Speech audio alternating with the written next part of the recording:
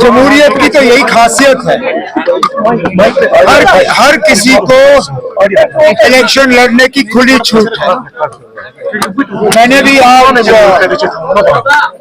Indian express अखबार के जरिए ये खबर पढ़ी कि शायद जमाते इस्लामी जो ये कोशिश कर रही थी कि उनके ऊपर लगाई हुई बैन जो है वो उठे, और बैन उठने के बाद वो अपने नुमाइंदे इलेक्शन में उतारने की बात कर रहे थे। बदकिस्मती से इलेक्शन ब्यूगल बजने से पहले उनके ऊपर लगाई हुई बैन उठी नहीं।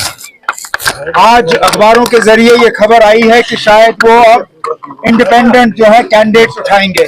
बिस्मिल्लाह, हम तो चाहते थे कि वो अपने सिंबल पे कैंडिडेट उठाएं, अपने पार्टी जमाते इस्लामी के नाम पे कैंडिडेट उठाएं, लेकिन अगर वो मुमकिन नहीं हुआ तो चलिए आजाद उम्मीदवार ही सही आए मैदान में, अपना मंशूर लेके, अपने इरादे लेके, अपने वादे लेके, और फिर लोगों तक है वो किसको वोट देना पसंद करेंगे।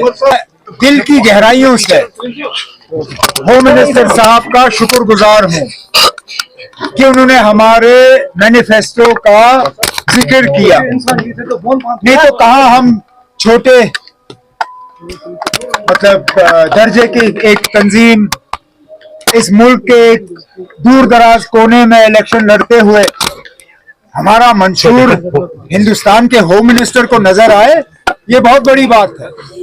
मैं तो बहुत शुक्रगुजार हूँ कि उन्होंने जब हमारे मंशूर का नोटिस लिया तो उन्होंने मजबूर किया उन लोगों को जो आज तक हमारा मंशूर पढ़ने के लिए तैयार नहीं थे, उन्होंने भी हमारा मंशूर पढ़ा।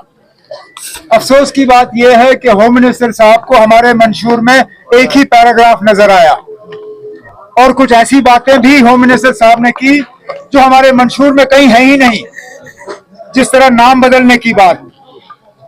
मैंने होम मिनिस्टर साहब के इस ट्वीट के बाद अपना मंशूर दोबारा पढ़ा कि कहीं वो बात मुझसे रह न गई हो, लेकिन वो बात हमने कहीं अपने मंशूर में की नहीं। लेकिन इसके बावजूद मैं होम मिनिस्टर साहब का शुक्रगुजार हूँ कि उन्होंने हमारे मैनिफेस्टो को पढ़ा और उसका जिक्र किया।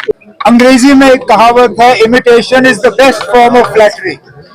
उन्होंने हमारे मैनिफेस्टो का नकल करके हमारी तारीफ की, हमें फ्लैटर किया, और ये साबित किया कि सबसे बेहतर और सबसे उम्दा अगर किसी जमात के पास आने वाले 5 साल के लिए एक प्रोग्राम है, वो जम्मू कश्मीर नेशनल कॉन्फ्रेंस है।